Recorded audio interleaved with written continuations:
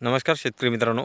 तर आज आपण आपल्या गहू पिकाच्या शेतामध्ये आलो आहे आणि गहू पिकाच्या शेतामध्ये आल्याच्या नंतर आता आपल्याला त्यावरती फुट्यावरती जास्तीचा भर घ्यायचा आहे. जसं की मी मागच्या व्हिडिओमध्ये बोललोच होतो तुम्हाला की आपण फुट्यावरती आपल्याला पाण्याचं व्यवस्थापन करायचं होतं आणि पाण्याचं व्यवस्थापन झाल्याच्या नंतर आपल्याला त्यामधून अतिशय चांगल्या प्रकारे फायदा होताना दिसला.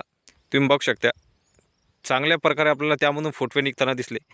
आणि यावरती अजून आपल्याला सगळ्यात जास्त फुटवे कशा प्रकारे काढता येईल आणि सगळ्यात जास्त फुटवे आल्याच्या नंतर आपल्याला उत्पन्नामध्ये वाढ कशी करता येईल, तर यावरती आपण सविस्तर बोलून घेणार आहोत. आणि आता सध्या आपल्याला गहू पिकामध्ये एक आपल्याला खत घ्यायचं आहे. आता सध्या फुट्यावरती आपल्याला सगळ्यात जास्त काम करणार अशा प्रकारे आपल्याला खत घेऊन घ्यायचं आहे. तर तुम्हाला मी मागच्या व्हिडिओमध्ये सांगितलं तर फवारणी आणि पाणी व्यवस्थापन, जे मागच्या वारीला सांगितलं होतं की आपण गहू जर आपला नॉर्मली पिवळा जर दिसत असेल तर त्यामध्ये आपल्याला झिंक आणि त्यामध्ये मॅन्कोझॅब जसं बुरशीनाशक आणि त्यासोबत अळीसाठी कुठलंही कीटनाशक अशा प्रकारे आपण फवारणी करायची सांगितली होती.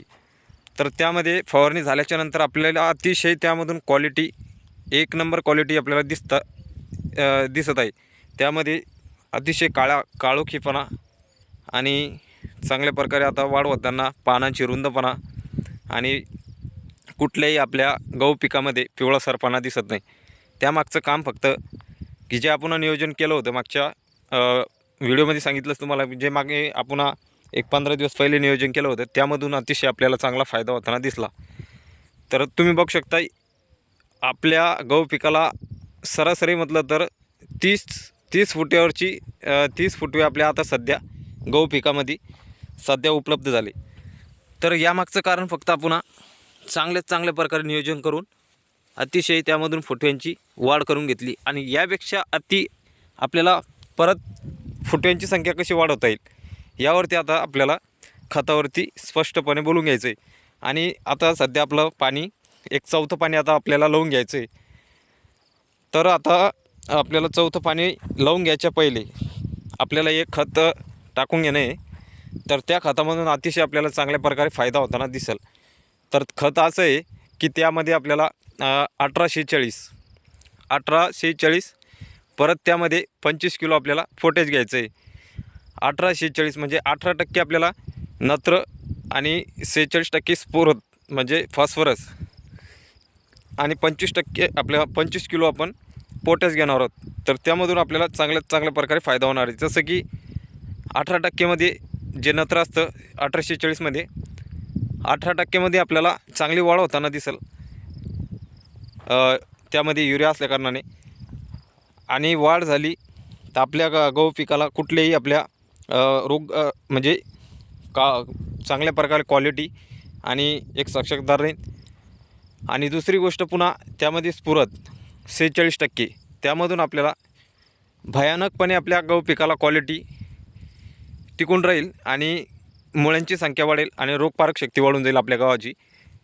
तर रोगकारक शक्ती वाढली म्हणजे आपल्या कांड्यांची संख्या जाड बनेल आणि जाड बनल्याच्या नंतर आपली वंबीची साईज खूप जास्त प्रकारात लांबसर पडेल आणि चांगल्या प्रकारे एक सशकदार आपल्या वंबीमध्ये दाणे भरतील. आणि दुसरी गोष्ट त्यामध्ये पोटॅश 25 किलो आपल्याला पावडर फॉर्ममधला पोटॅश ॲड करायचा आहे. पावडर फॉर्ममधला पोटॅश आपण जर घेतला तर ते येणाऱ्या टायमामध्ये जे काही आपल्या दाण्याची संख्या चांगली चकाकीदार आणि सोनेरी रंगासारखे राहील.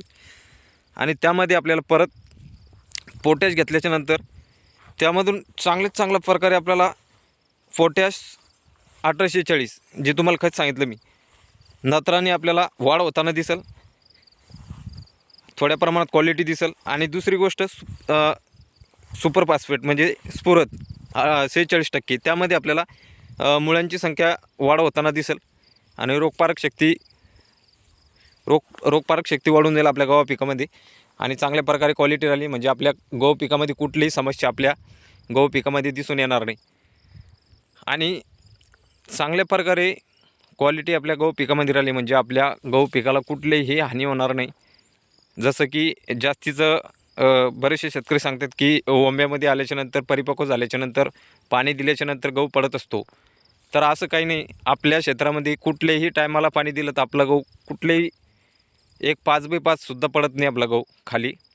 त्यामागचं नियोजनच आपण असं करत असतो की आपल्या जे काही कांडे असतात त्या कांड्यावरती आपल्याला चांगल्या प्रकारे भर घालून घ्यायची, जेणेकरून त्या कांड्या आपल्या एक सशकदार राहील आणि येणाऱ्या टायमाला जे काही ओंबी लागल्याच्या नंतर खालच्या साईडला पडणार नाही.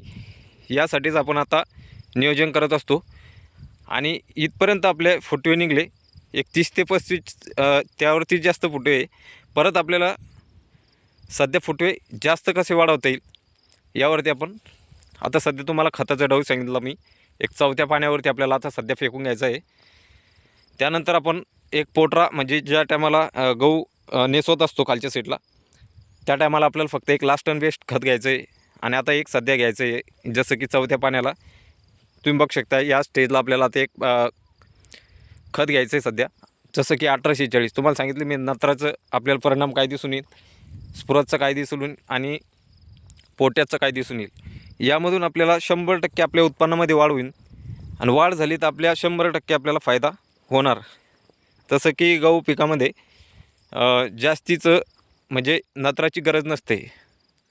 नत्र जास्त टाकल्या कारणाने त्यामध्ये अनवरत वाढ होत असते. आणि अनवरत वाढ झाल्याने जे काय कांडीची साईज असते ती बारीक पडून जास्तीची वाढ झाल्याच्यानंतर आपला गहू पडायला सुरुवात होते.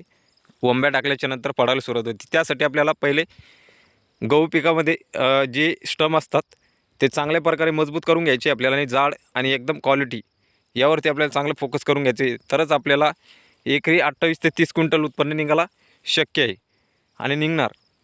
अशा प्रकारे जर नियोजन केलं 100% आपल्या गहू पिकामध्ये 28 ते 30 क्विंटल सहज निघाला पाहिजेत. तर आता यानंतर जे काय आपण आता सध्या खत सांगितलं तुम्हाला, हे खत झाल्याच्यानंतर आपल्या जर गहू पिकामध्ये नॉर्मली जर अशा प्रकारे जर थोड्या प्रमाणात जर आपल्याला नॉर्मली शेंडा वाळताना दिसतो किंवा एक अर्धा आपल्याला तुरळक ठिकाणी पिवळा होऊन आपल्याला कोंब निघताना दिसत आहे, तर त्यामागचं फक्त की ढगाळ वातावरण चालू असल्या कारणाने त्यामध्ये आळीचा परिणाम आणि जास्त धुळीधुका आणि थंडी असल्या कारणाने वरच्या शेंड्याची थोडी आपल्याला जळण होताना दिसत आहे. तर त्यासाठी आता आपल्याला कुठलंही बुरशीनाशक घेऊ शकतो आपण. आणि आळीसाठी त्यामध्ये कुठलंही एक कीटकनाशक घेऊ शकतो स्वस्तामधलं. आणि दुसरी गोष्ट त्यामध्ये झिंक आपल्याला ॲड करणं खूप गरजेची आहे. झिंकचा आपल्याला इथला फायदा होत असतो की येणाऱ्या टायमाला आपल्याला जे काय फुट्यांची संख्या असते फुटवे निघता वेळेस, आणि दुसरी गोष्ट स्टम जाळीमध्ये, आणि तिसरी गोष्ट म्हणजे जे काय ओंबीची साईज आणि दाण्याचे रंग आणि दाणे आपलं लांबसर यामध्ये आपल्याला खूप जास्त मदत करत असते. झिंकची महत्त्व म्हणजे गहू पिकामध्ये जास्तीची गरज असते. तर हे संपूर्ण जो नियोजन जर केलं आपल्या गहू पिकामध्ये 100% आपल्या गहू पिकामध्ये 100% 28 ते 30 क्विंटल 100% निघणार. अवश्य करा. आणि आता सध्या पुन्हा फुट्यावरती आता एक डोस म्हणजे खताचा डोस घेणार आहोत. एक 4थ्या पाण्याच्या आपल्याला आता सध्या 4थं पाणी लावणार आहोत. म्हणजे अजून 4 ते 5 दिवसांनी आपण 4थ्या पाण्याला सुरुवात करणार आहोत. आणि 4थं पाणी द्यायच्या वक्ती आपण तुम्हाला सांगितलंच मी खत 1846. तर 1846 तुम्हाला आपल्याला 1846 एक बॅग घ्यायची आहे. 1846 आपल्याला एक बॅग घ्यायची आहे आणि त्यामध्ये 25 किलो पोटॅश घ्यायचं आहे. किंवा 1846 आपण दीड बॅग पण घेऊ शकतो किंवा एक बॅग पण घेऊ शकतो आपण. या दोन्हीपैकी कुठलंही घेऊ शकतो आपण. म्हणजे जमीननुसार आपल्या जर हलकी ते मिडियम जमीन असेल तर त्यामध्ये दीड बॅग घ्यायची आपल्याला. आणि जास्तीची जर जाड जमीन असेल तर त्यामध्ये आपल्याला सुपर फॉस्फेट एक बॅग आणि त्यामध्ये पोटॅश 25 ते 30 किलो आपल्याला जाड जमीनमध्ये घ्यायची. तर अशा प्रकारे जर नियोजन केलं 100% आपल्या गहू पिकामध्ये उत्पन्न वाढणार. आणि उत्पन्न वाढलं म्हणजे आपल्याला त्यामधून 100% फायदा होणार. तर धन्यवाद शेतकरी मित्रांनो. व्हिडिओ आवडला असेल तर लाईक आणि सबस्क्राईब करायला विसरू नका, जेणेकरून आपले नवीन व्हिडिओ आपल्यापर्यंत पोहोचत राहील. धन्यवाद.